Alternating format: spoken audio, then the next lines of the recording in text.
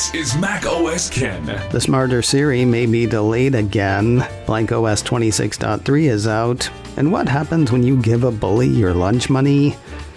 It is Thursday, the 12th of February, 2026. I'm Ken Ray, and this is news from macOS Ken, brought to you by yours truly and sponsored by NordLayer. Secure your network, block threats to your business, and save with offer code macOSken-10-NordLayer at nordlayer.com/macOSken. This show is also sponsored by Squarespace, the all-in-one platform for growing your presence online. Chances are you know something other people do not. Something other people would like to know. Maybe something they'd pay to know. Whether you want to share for free, as a side hustle, or with a more career-minded focus, Squarespace can help you do it. From consultations to events and experiences, you can build a beautiful site with Squarespace using Blueprint AI or their award-winning templates. Make a site to showcase what you do to attract clients and grow your presence. Then share your know-how. Online courses, videos, memberships, charge a one-time fee, or set up a recurring revenue model, all of it handled in one place. You know something others don't.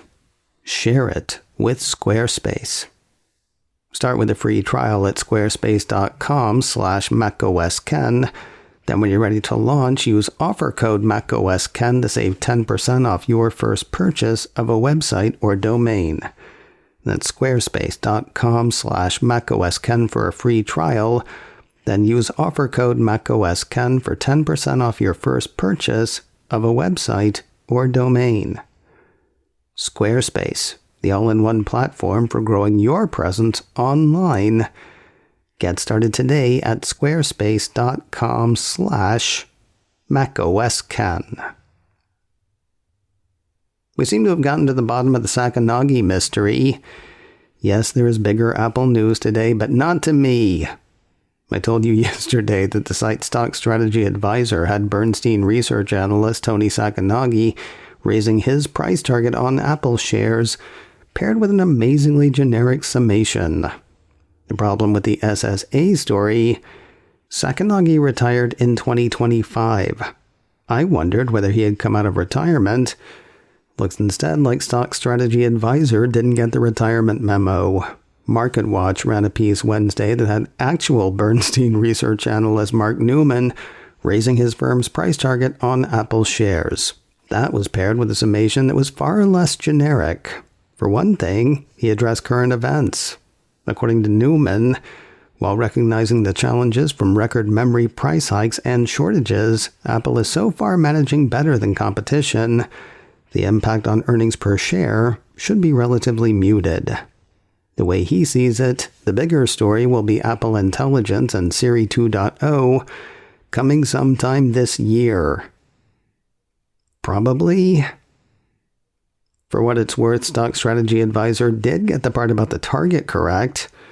Newman did raise the target from $325 to $340, maintaining whatever positive rating the company had on Apple's shares. Now, why did I put probably at the end of Newman's Apple Intelligence Siri assertion? I am loath to bring it up, but Bloomberg's Mark Gurman says that may not hit as soon as hoped. For a while now, we've expected Apple's seriously smarter Siri to hit in iOS 26.4.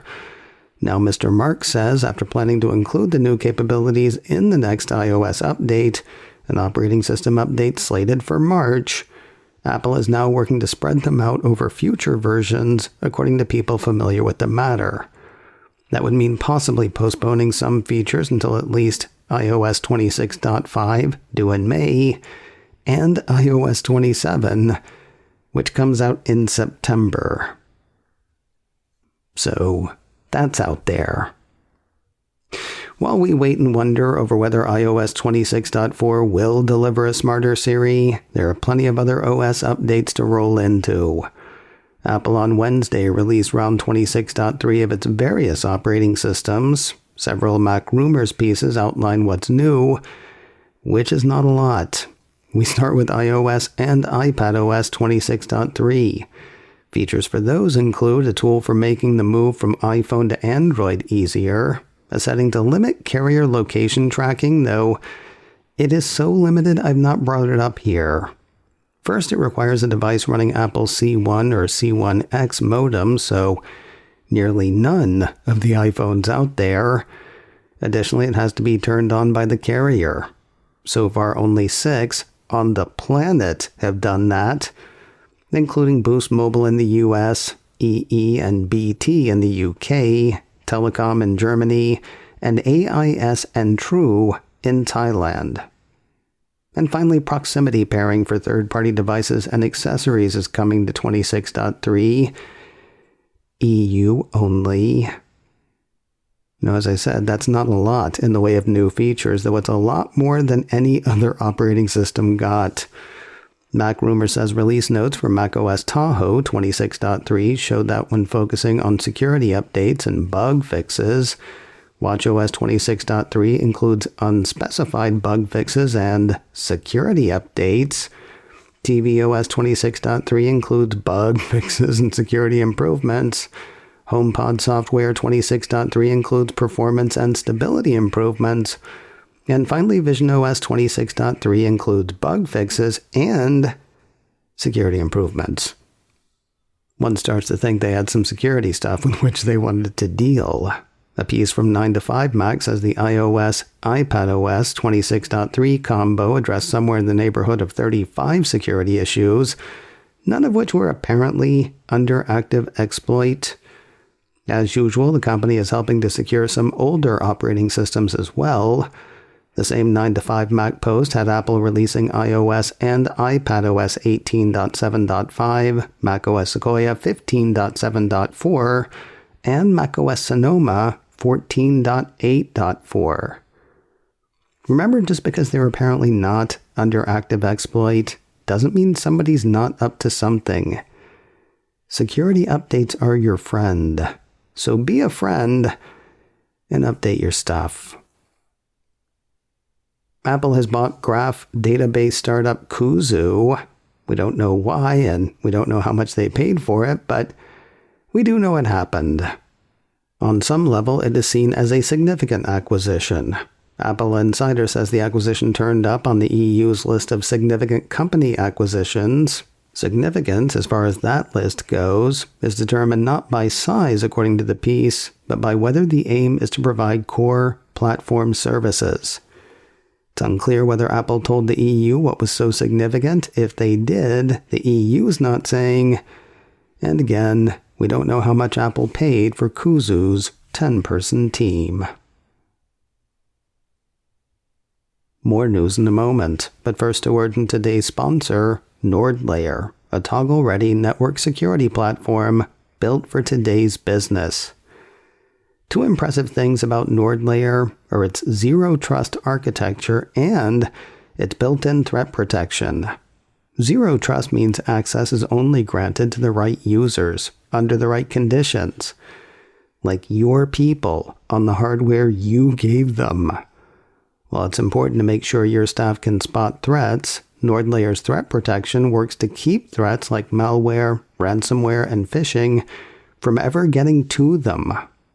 The kinds of things you don't want to have to worry about are the things against which NordLayer fights. They partnered with CrowdStrike, bringing Falcon endpoint protection to small and mid-sized businesses, and it all works with your existing hardware, making NordLayer both effective and cost-effective. But they can do better. Get up to 22% off NordLayer yearly plans plus 10% on top with offer code macOSKen-10-NordLayer at nordlayer.com/macOSKen. Try it risk-free with their 14-day money-back guarantee. NordLayer, toggle-ready network security built for your business. Get savings on top of savings with offer code macOSKen-10-NordLayer at nordlayer.com/macOSKen. Well, this'll be a fun one to watch, by which I mean Not. Renowned birdcage liner The New York Post ran a piece Tuesday that had the Media Research Center, which the Post itself refers to as a conservative watchdog group focused on tracking media bias. The Post had the Conservative Media Research Center accusing Apple, through Apple News, of rejecting right-leaning outlets. Taking that and running with it, the Post said Apple's popular news app has been aggressively promoting articles from left-leaning news outlets, even as it has all but shut down posts from more conservative publications. Attempting to support that thesis, the piece said in January, Apple News featured a total of 72 articles by the Washington Post, 54 articles by the Associated Press, 50 by NBC News, 34 by The Guardian, and 25 by NPR, according to MRC's data. It published 54 Wall Street Journal articles. The numbers for the Post and Fox News were 0 and 0, respectively. I read that story Tuesday and chose to ignore it because, well, just because they say NBC and the Associated Press and the Washington Post are left-leaning doesn't mean they are.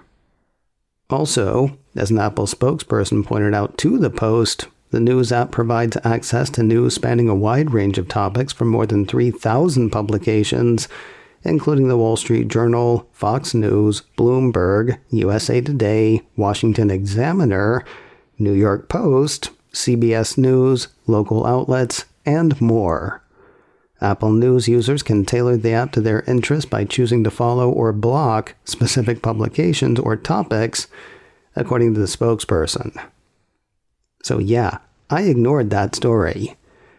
What I should have known, though, was that a conservative think tank study picked up by a Rupert Murdoch publication, Murdoch owns the New York Post, a conservative think tank study picked up by a Murdoch publication would find its way to the top of an administration official's to-screw list. And so we say hello to Federal Trade Commission Chairman Andrew Ferguson. 9 to 5 Mac says he's written a letter asking Tim Cook to review Apple News curation policies after claims that the service suppresses conservative publications.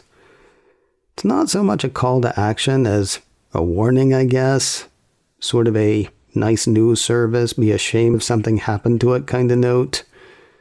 Quoting Chairman Ferguson, "As an American citizen, I abhor and condemn any attempt to censor content for ideological reasons. Such efforts, whether taken to appease overzealous activists at the behest of foreign governments or simply to advance the political views of Silicon Valley elites, stifle the free exchange of ideas, manipulate the public discourse, and are inconsistent with American values." Because Silicon Valley elites have been all about opposition lately. The letter continues, "The FTC is not the speech police. We do not have authority to require Apple or any other firm to take affirmative positions on any political issue, nor to curate news offerings consistent with one ideology or another. But Congress has mandated that we protect consumers from material misrepresentations and omissions, including when the product or service offered to consumers is a speech-related product." Writing to inform Cook of his obligations under the FTC Act, the chairman encourages Cook to conduct a comprehensive review of Apple's terms of service and ensure that Apple News curation of articles is consistent with those terms and representations made to consumers, and, if it's not, to take corrective action swiftly. See, but if Apple doesn't keep kowtowing, the administration's going to come after them. Might be time for another trip to the trophy shop. What would you call a sequel to the movie F1, the movie? You wouldn't call it F2. Maybe F1, the movie 2? Yeah, we might find out one day. Apple Insider says Jerry Bruckheimer, producer of Apple's Brad Pitt summer blockbuster, is working on a sequel. That's according to Bruckheimer himself, speaking with the BBC. Don't expect to see the sequel anytime soon, though. The same conversation had the producer talking about sequels to Top Gun and Heat, We got a lot of things in the hopper, he's said to have said. We're just waiting for one of them to get a great script and get it made. Speaking of sequels, the sequel to 2020's World War II drama Greyhound is a bit further along than its race car counterpart. According to another piece from Apple Insider, the film, which doesn't have a release date at this time, is currently in production in Australia. Tom Hanks is penning the film and will return to reprise his role as United States Navy Commander Ernest Krause. This one will take the submarine Greyhound from the Atlantic to the Pacific Theater. Both Stephen Graham and Elizabeth Shue are set to return. They'll be joined by Jack Patton of Amazon's Robin Hood. Let's hope it's got a really cool title. Something like Greyhound 2, Greyhounder. Greyhound. I'll work on it. And finally today, news of another acquisition for Apple. 9to5Mac highlights a Deadline report that says Cupertino's production arm has bought the IP and all rights to the dystopian workplace drama Severance. Previously, the report says the show was produced by Fifth Season, with Apple acting as a distributor. Now, Apple Studios will produce the series in-house, with Fifth Season staying on as executive producer alongside show creator Dan Erickson. Apple said to have spent somewhere in the neighborhood of $70 million for the whole kit and caboodle. Season 3 of the show is confirmed, with a fourth season practically guaranteed. Additionally, creatives Ben Stiller and Dan Erickson are said to be open to the idea of doing more with the Severance universe. Possibilities include a prequel, boo, spin-offs, yay, and foreign versions. I'm gonna go with yay. macOS Can, brought to you by me, and sponsored by Squarespace. Get 10% off your first purchase of a website or domain with offer code macOSCan at squarespace.com/macOScan. This show is also sponsored by NordLayer, toggle-ready network security built for your business. Get savings on top of savings with offer code macOScan-10-NordLayer at nordlayer.com/macOScan. Advertising handle by Backbeat Media, online at backbeatmedia.com. You can find me on Mastodon, macOScan at mastodon.social. You can also send me an email, info@macOScan.com. Until next time, that is news from macOS Ken. I'm Ken Ray.